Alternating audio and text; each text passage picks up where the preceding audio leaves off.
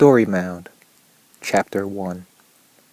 Once upon a time, Queen Tai, our royal ancient Cometian ancestor, took interest in a young couple living in North America who reminded her of herself and her husband when they had rolled in Kemet long ago. The queen enjoyed looking at the ongoings of the lives of certain people on Earth whose thoughts and actions resonated with those of the queen herself. An ancient one, she spent time staring into a crystal bowl filled with water, a practice many ancient Cometians or Egyptians used to do long before the world was as we know it now.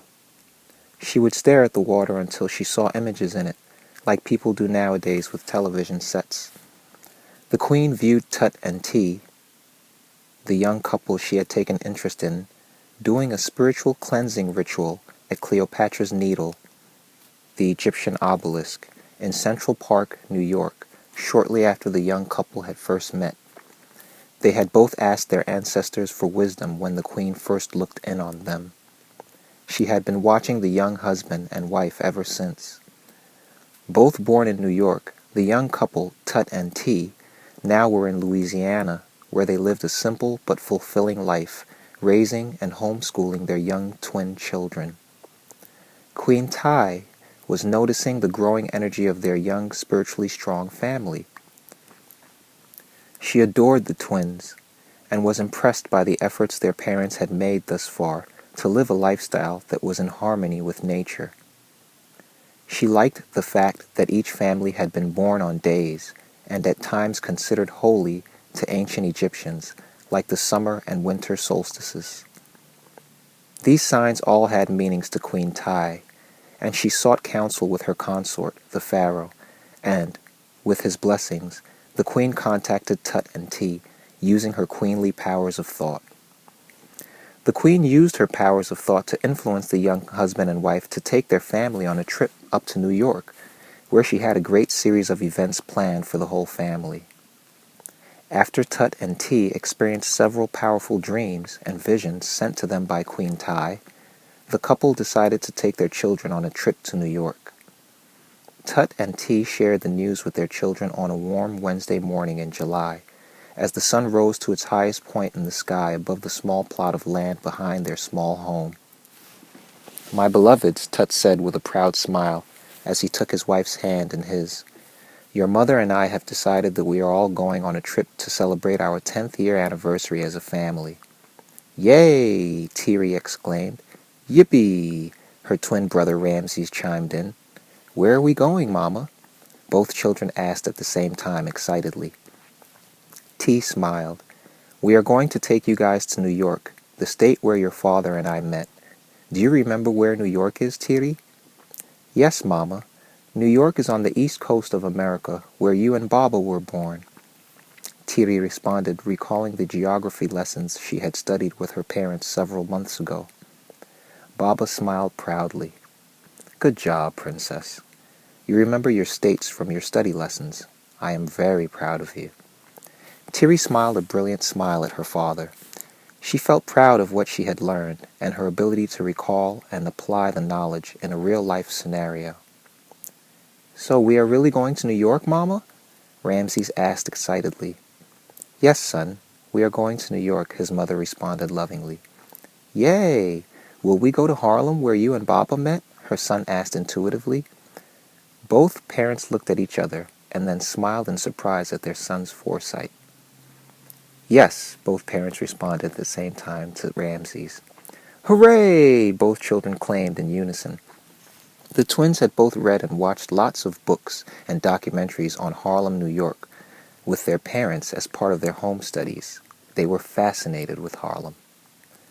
The children stood from where they had been seated to listen to their parents' announcement. The two twins began to play and talk about what they would do in New York when they got there. Their parents had more to tell them about the trip, but they allowed their children to enjoy the moment of happiness at the initial news while they talked about their past 10 years together. The sun shone brightly in the noon sky as the family enjoyed the moment in time. Tut and Ti had met over 10 years ago in New York. They had been a part of a growing group of intuitive, melanated people with highly active pineal glands loosely referred to as the conscious community of North America. Aware, alert, and constantly seeking greater knowledge of self and the universe, the intentions of several members of this small conscious community had first caught the attention of Queen Tai.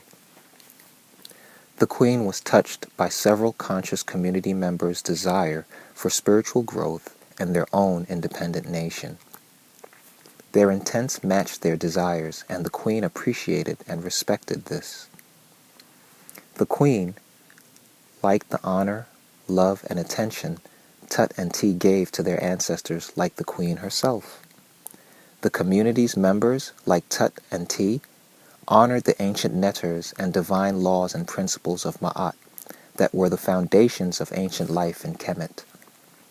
They paid their deepest homage to the same netters Queen Tai had herself honored with her pharaoh when she ruled in Kemet. Tut and Ti kept places in their home where ancient energies were venerated and respected, and this also reminded the Queen of life in her ancient times.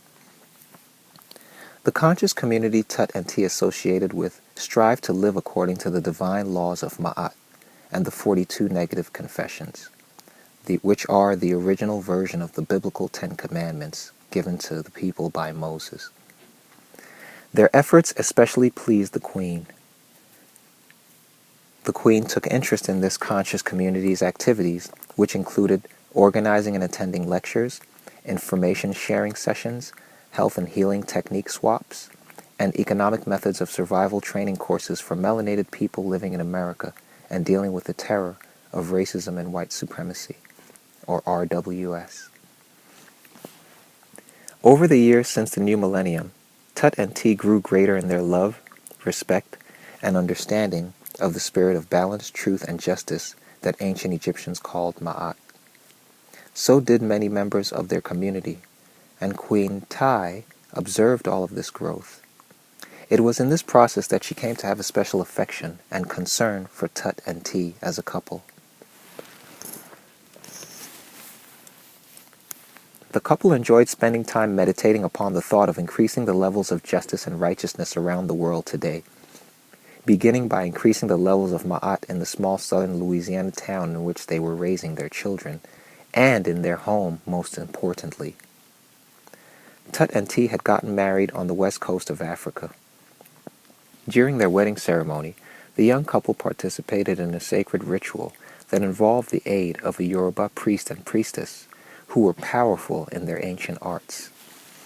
It was at this point in time, over a decade ago, that Queen Tai heard the prayers of the Yoruba high priest and priestess to bring the protection of the ancestors of Kemet, the divine laws and principles often called the gods and goddesses of ancient Egypt, down upon the young, newlywed couple and their future family. The Queen was moved by the sincerity of the couple's appeals for blessings from their ancestors. She began to bless them in different ways after the wedding ceremony, beginning with the birth of their beloved special twins, Ramses and Tiri. When the couple finished reminiscing about their past together, the children were ready to go inside and resume their studies. Tut and Ti gave each other a hug as the sun above them transitioned into the 1 o'clock hour. They went inside to teach their children the day's lessons. After the lesson was over, Tiri asked her parents a question about the coming trip. "Baba, Mama, where are we going to stay when we go to New York?" she asked her parents. "Will we have to stay in a hotel the whole time, Baba?" he continued before his father answered the first question. "No, Ramses, no hotels the whole time for us in Harlem. We have family there with whom we will stay. An old friend of mine is taking his family on a vacation to Nigeria. He offered us his home to stay in while we are there in New York. This way, we can save money on a hotel that we can use to do other things, like contribute some money to Dr. Umar Johnson's coming school for black children, where we want you guys to go when you get older." "Yes, that's right, Ramses. Now remember what your father taught you about saving money when on the road or traveling?" Ramses' mother asked him. "Yes, Mama.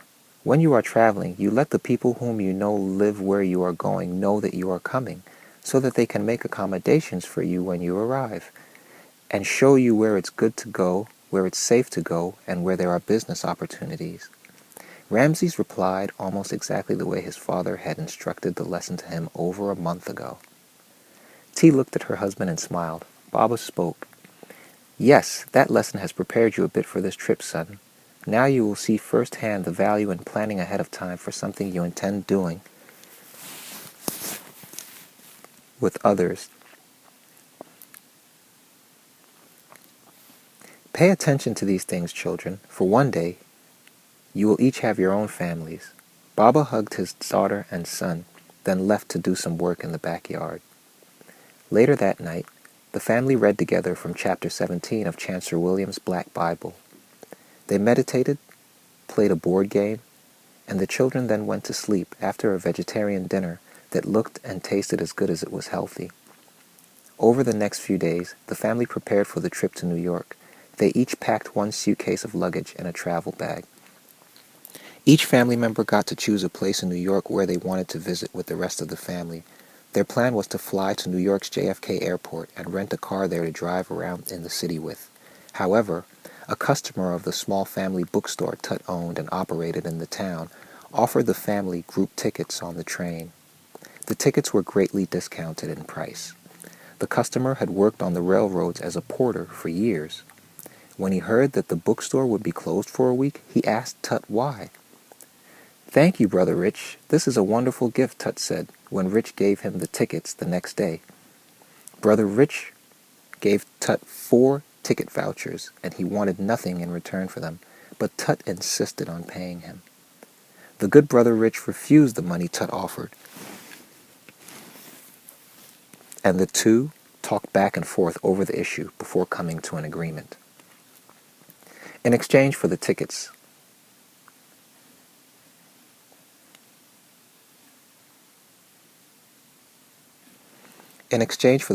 Brother Rich chose several rare books, a DVD set of the Hidden Color series, as well as another documentary just released titled 7 a.m. Brother Rich was very pleased with the items he had just gotten, especially after Tut explained to him some of the information contained within the 7 a.m. documentary, which dealt with economic empowerment for black people in America. The timing on the 7 a.m. documentary was perfect because Brother Rich was ready to empower himself further than his job as a porter could do by starting his own business and becoming his own boss. When Tut told the family about the new travel arrangements at dinner that night, everyone was pleased. A train ride meant that the children would get to travel through a lot of the American countryside, as opposed to flying over all of the way to the East Coast. The children were pleased with the change of plans. Both had taken up photography as a hobby, and they decided they would film their trip on the train using the camera they purchased together a year ago. That night, as the family meditated together before going to sleep, Queen Tai summoned several other powerful Cometian ancestors to look down upon the family's activities with Her Highness. They were all pleased with how much love and honor the young couple and their children had for the ancient ways of Kemet and their ancestors. They heard the pure and righteous intentions and the requests of the hearts of each family member for freedom and justice for their people. Most importantly, they could see that each family member's heart was light as a feather's weight. This made the Queen's host also love the young family. All of the ancestors wanted each of the family members' hearts to remain as light as feathers, because this meant each family member would eventually ascend to the higher spiritual realm, where they, the ancestors, dwelled upon their own deaths, or their own westing, as the ancient ones called dying. The ancestors gave each member of the family a special blessing based on their own attributes when they last walked the earth. Queen Tai was pleased with her host's generosity towards the young family she favored so much. Her fellow ancestors, too, recognized that there was something special about the family the Queen had taken a liking to. They all had not witnessed such a spiritually conscious family in decades. As the family came out of their meditative session, the ancestors left the Queen's hall, and heaven and earth prepared for great changes. Chapter 2.